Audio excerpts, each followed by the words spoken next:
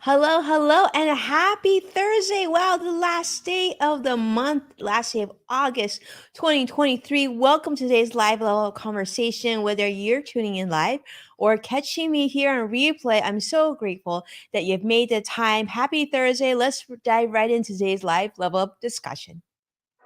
Welcome to Level Up with Winnie Sun.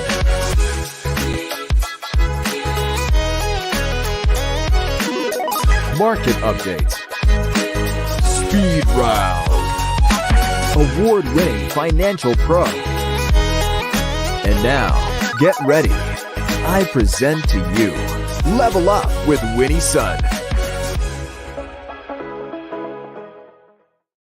Hello, friends. Happy Thursday to you. Where are you joining me from? I would love to hear you. Definitely jump in, give a quick intro, say hello. For those of you who are brand new to the show, hello, I'm Winnie Sun, your host, an award winning financial pro, a Forbes contributor, and a CNBC council member. And we are, in fact, are streaming here live. So what you see is what you get. Jump in, say hello. I'd love to hear where you're joining me from. I see a lot of you on all the different social media platforms. So thanks so much for making the time. Let's talk about how the market is doing currently. The Dow is currently down 52 points, kind of a mixed day. The Nasdaq is up 37 points currently, and the S&P 500 is up 3 as well. So, we'll see. It's still early. We still have a couple more hours to go. We'll definitely check into the market again before we close the show today. But let's jump into one of the reasons why you're seeing some pressure, and that is the discussion on inflation. Unfortunately, U.S. inflation rises 3.3% in July. The Federal Reserve now is facing challenges in how they're going to continue to manage inflation as this recent data does show that a rise that is currently being watched. One of it is well, this is something that they were hoping that would go the opposite direction. This is closely watched inflation gauge in July of 2023. Unfortunately, consumer spending remains very much robust, even with the higher price tags, and greater spending is across the board, spanning in various sectors, such as dining. People love going back out to eat, medicine, the cost of healthcare, of course, pet products. That's another area that's definitely we're seeing a lot of strong economic momentum. So it seems that people are still out there spending money. So perhaps inflation isn't going in the right direction as we're hoping it would continue.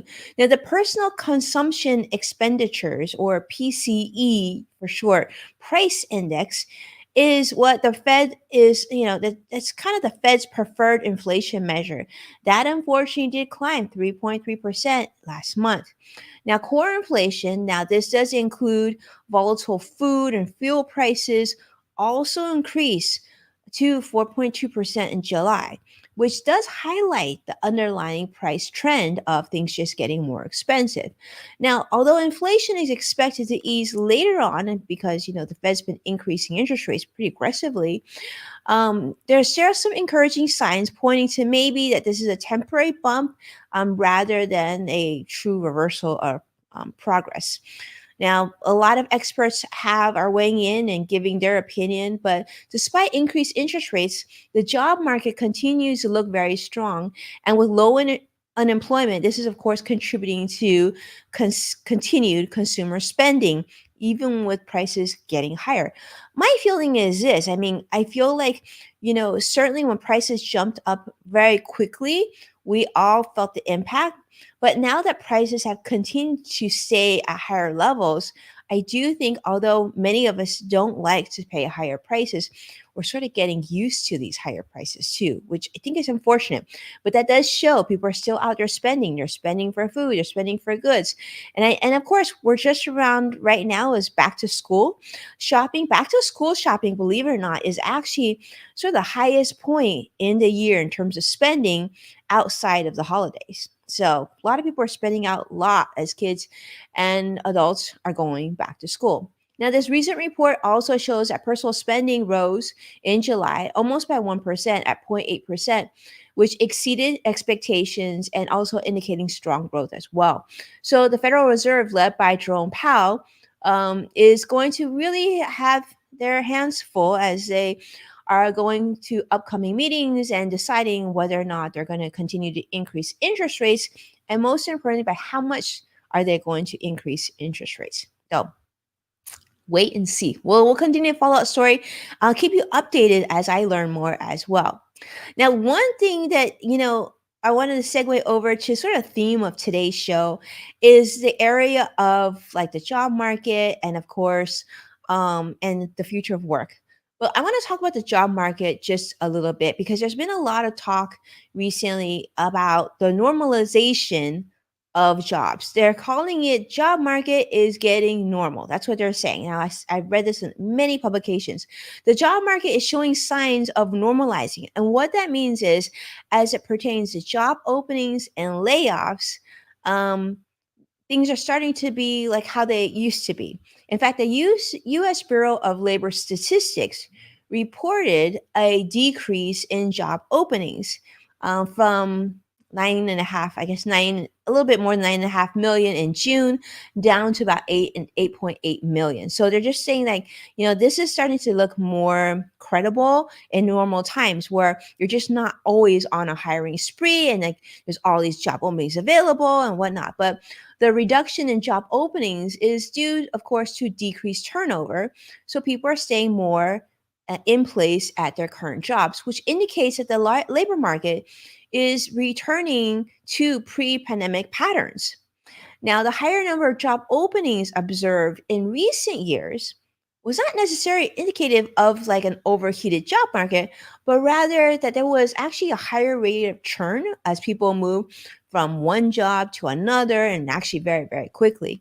So they're saying that this decline in churning of jobs suggests that the labor market is going back to normal levels. Now, in specific sectors such as the state and local government, education, there was certainly an increase in people quitting, partly due to contract changes, and of course, because of the early years of the pandemic. There were definitely a lot of people who were displaced or just decided that they wanted to exit the profession altogether.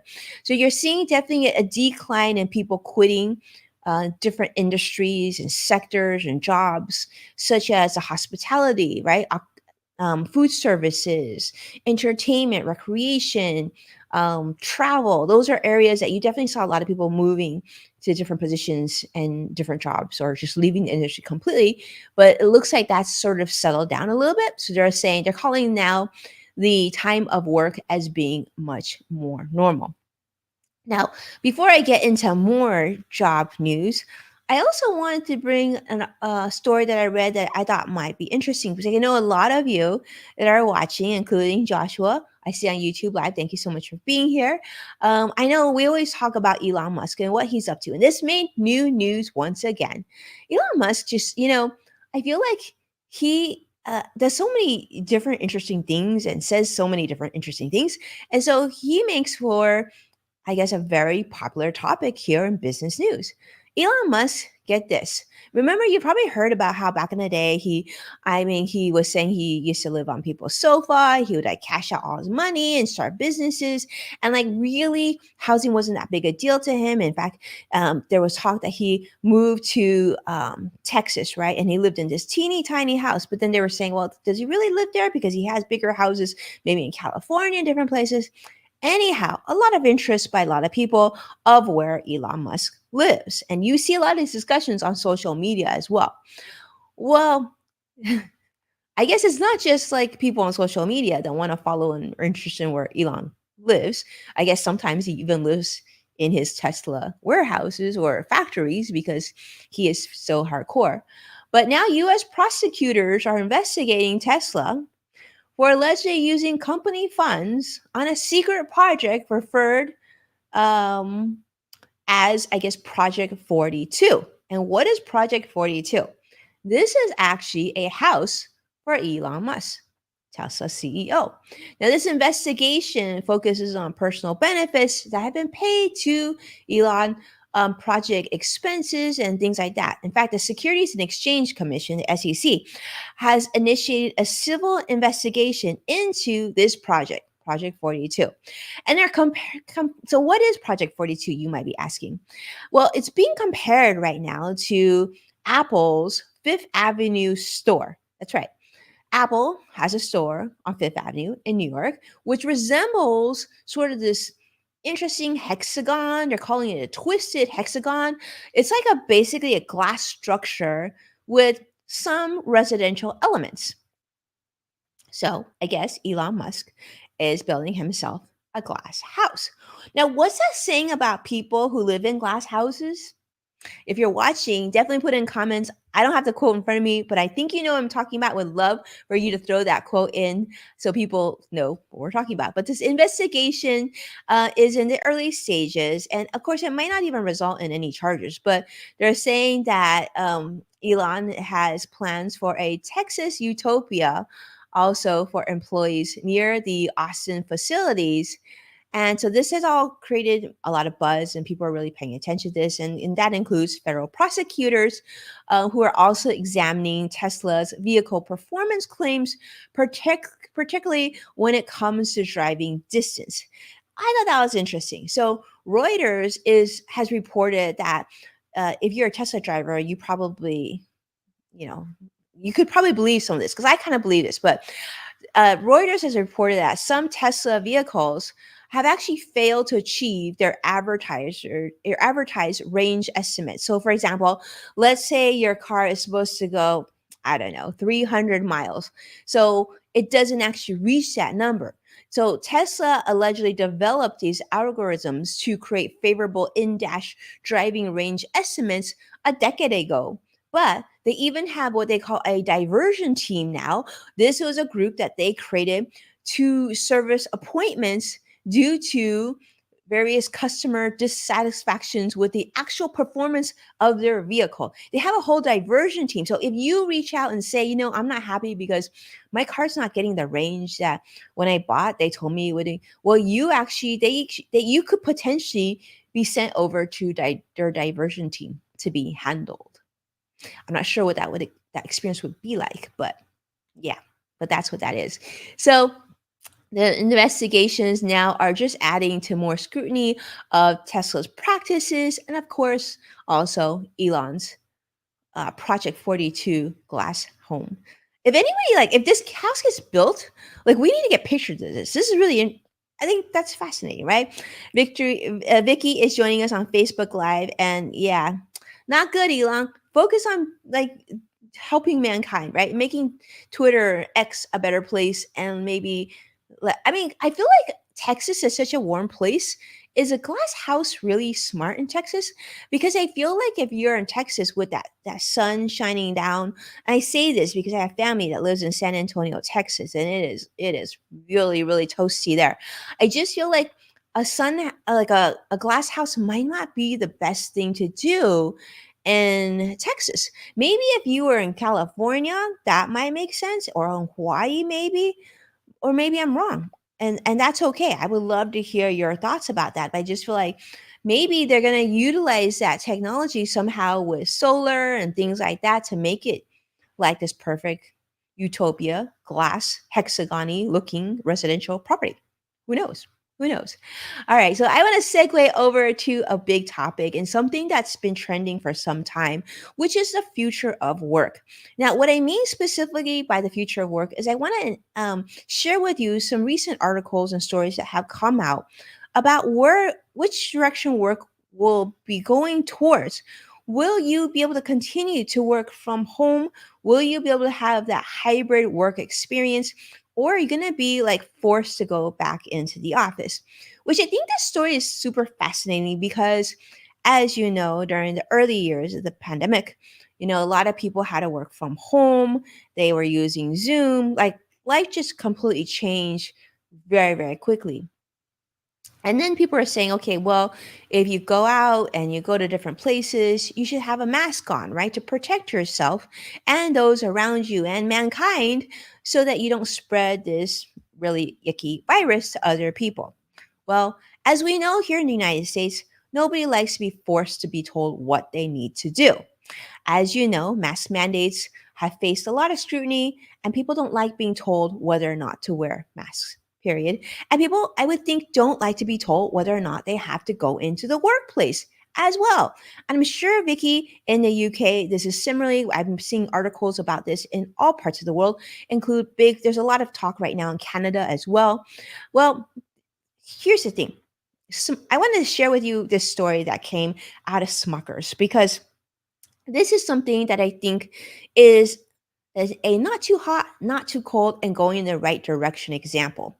Now, JM Smucker, as you know, this is a very, very popular old brand. They're known for products such as Jif peanut butter and Smucker's grape jelly. Well, they have adopted a unique remote work approach for its 1,300 plus workforce. And I kind of love this, and I'm hoping that this just gets a little bit more traction because I think we would agree that 1,300, of course, pales in comparison to a company as big as like Google or Amazon, but certainly it's not a small company, and it's I would even consider a medium-sized company. This is a good size, over 1,000 employees. This is a good example. So, unlike most companies with core workdays, Smucker has designated what they call 22 core weeks, okay, per year for in-office work. Now, this allows for people still to have flexible or remote arrangements. So this really flexible, or I guess this more well thought out approach enables employees to live from faraway places from their Orville headquarters and allows them to travel during core weeks and letting employees shoulder their own expenses to do this, right? So, workers, including some who are super commuters, maybe some are living in Hawaii, maybe just, out of state, they'll fly in for bonding, focus meetings, and some company product meetings, such as what they call the Uncrustables. These company meetings that Uncrustables are a very popular product, then you would fly in for that. But this model aligns with sort of the growing preference of hybrid work, which combines some on office presence, but then also allows you to work flexibly remotely. So you know what these core weeks are. So you agree to come in to the workplace for these core weeks, but the rest of the time you do get to work from home. So Smucker's plan demonstrates sort of that balance between occasional work presence and still retaining the appeal of remote work. So now, in contrast to companies who are pushing for all in office returns, their model results in limited complaints and consistent worker attendance. So employees are on time, they make it to work, and you know people are happier, not complaining as much to HR and the benefits department, things like that. So this hybrid work offers employee freedom and choice, and it yields happiness, savings, improve work-life balance, and they're still getting a chance to do quality time with their employees and team members and everything else.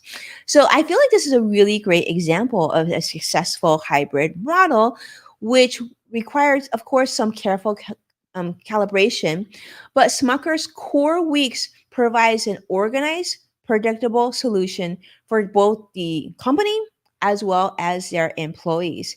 In fact, workplace occupancy data is suggesting that continued preference for hybrid work does show with around 50% office occupancy, people really still like that flexibility and maybe not working from home completely, but having that flexibility has continued to show in data of being positive. This balanced work approach is something that employees definitely seem to enjoy. And maybe this is a way to keep employees engaged into with the company and sort of not too hot, not too cold, right? Now, some of you might be wondering though, and this is something that I think as a business owner I've considered, and I know many business owners I've talked to, is this question is remote work really less productive? And I've come to the conclusion that it is less productive for some people, and it is just as productive, if not more productive, for other people. Because I think we would agree that all of us are very different humans. We're all very unique in the way that we approach work, our responsibility, our responsiveness, and just our professionalism. So I certainly can look at my own team and reflect. And I think there are certainly many of my employees who are just as productive and certainly more happy now. And there are other parts of my team that I think I don't know for a fact, but I'm going to start to track this something soon that I think are definitely less productive as well. So I think we can't just use a blanket statement, assume that everybody is the same. In fact, research studies on remote work's impacts on productivity is also yielding conflicting conclusions. Now, this is highlighted by a recent report coming from Goldman Sachs.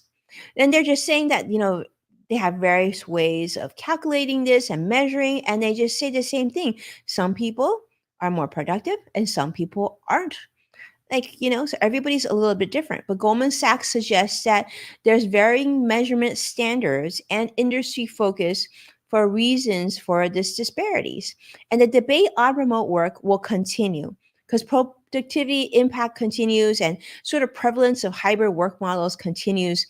And it's just not that clear of whether or not, someone is actually more productive or one business is more productive in one way because humans are just, we all vary and we're different. And the way that we approach work and the way that we approach having people monitor us is very different.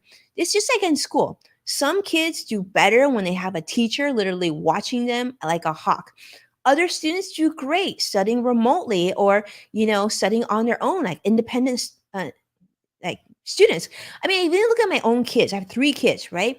And I would say that my kids vary dramatically in that way. I have one child, my middle child, that literally I don't need to worry about anything. He's on top of everything. He gets his homework done in school and quickly and efficiently. And I've even graded it a few times. And it's like he consistently scores 100% on the things that he's about to turn in. I have another child that definitely, my youngest, right, does need a little bit more hand holding, but he's getting there. He's getting to become certainly more independent than he was a few years ago. And then my oldest, is sort of in the middle. Like he can be independent, but he does like having company and he does like that collaborative approach. I think that just gives you an indication of even in one family how 3 people could be so different. And to think that, working from home or working in the office or hybrid, that one size fits all, I think that's a pipe dream and a little like, I would say, not only ambitious, but also a little naive. I do think that flexibility or some sort of personalization is probably going to be the way that is going to see this thing through because you had all these employees, many of them get a chance and taste of working from home. And then now you're going to squeeze them right back into the bottle and working back in the office in the cubicles. And like, I don't, I just don't think that's a smart route. But then the question goes, well, what like would my boss really even know if I was like not working that hard? And I'm sure for many companies that answer has been no, right? Do I know what my employees are doing 24/7 while they're in the workplace? I don't because many of them are working from home. Do I have a feeling that some are very attentive and being very professional and being just as productive at the workplace? Absolutely. But now, many businesses are using employee tracking software to monitor remote workers. And even as hybrid and remote work models are becoming more popular, they're saying that we need to have tools. So, some employees have been fired actually based on findings from monitoring software, leading to discussions about worker productivity and, of course, the topic of privacy. There's a software called Time Doctor. This is a Time Doctor, a workday analytics company actually offers real-time dashboards, progress reports, and even screen tracking tools. So if you're shopping on Amazon, they're gonna know for businesses to monitor just what their employees are doing and employee productivity. So this whole return to office movement hasn't really eliminated the demand for employee tracking software because as we know hybrid work setups are still very very popular now, with over 298,000 employees globally who are currently being tracked by Time Doctor's software, they have a significant presence, I must say, in the U.S., Vicky, in the U.K., Australia, and many other places. But a survey of business leaders has revealed that 96% of companies with primarily remote or hybrid workforces do use some form of employee monitoring software. And some companies even track different aspects of employee behavior, such as office attendance, email composition time, mouse clicks, and even webcam usage. So there's, of course, more concerns about privacy, transparencies, and employees, of course, aren't really comfortable with so much constant monitoring. But I think in order for both parties, the employer and the employee, to be able to continue to have some sort of flexibility of workplace, these tools have to exist. They have to, I mean, there's got to be sort of like where, both parties feel comfortable and that things are getting done. So it's emphasized that transparency about monitoring software usage is really important. You got to tell your employee if you're using this sort of technology. And some legal experts are even suggesting that refusing to comply with monitoring measures, such as turning on webcams, could potentially lead to termination. So, yeah. So I'd love to think your thoughts about that. Do you think that if you get to work from home continuously, how do you feel about having productivity monitoring software at your place of work on your computer? Do you feel comfortable with that? Personally, I feel comfortable with that because I guess I know I work a lot. And so I would think that even anybody who was seeing what I was working would be comfortable knowing that I was working a lot. And so I have nothing to hide, right? But I would guess that those who are uncomfortable with it, you gotta wonder why. And then probably that's room to have a discussion on why that is the case. Vicky is saying, think we need mix in the work in place. It's like Big Brother. Yeah, it is like Big Brother. That's a good analogy, actually, Vicky. Thank you so much for sharing that. All right, so speaking of examples, we gave you the example Smuckers. We're now going to go over to Amazon. Okay, Amazon, well, let's just say the employees aren't quite as happy as those at Smuckers. Amazon employees are now protesting and have continued to protest the company's return to office mandate. But Amazon corporate doesn't seem to be too worried or unfazed about these employee protests. In fact, Amazon spokesperson Brad Glasser was recently quoted as saying that the first month of having more people back in the office has been successful and highly productive, or more productive. And CEO Andy Jassy has even sent a memo urging remote workers to get back in the office for at least 3 days per week. Now, this return to office movement is certainly not new, and it's certainly not just for Amazon, but has been met with resistance from many employees across the globe who really value the flexibility. They want to be able to, eat at home, and they want to be able maybe do exercise, probably easier to pick up their kids. They want that flexibility of working, bringing in a paycheck, but also taking care of the things they need to take care of at home, and also reducing maybe their commute to work. And let's be honest, some people don't want to go back to the office. I've read a lot about this on social media. Some people aren't ready to go back because they feel like with the lack of masking, they feel like, just increase the case of virus transmission. They just feel like if they can be productive at work for the company, they feel like that should be an option for them, right?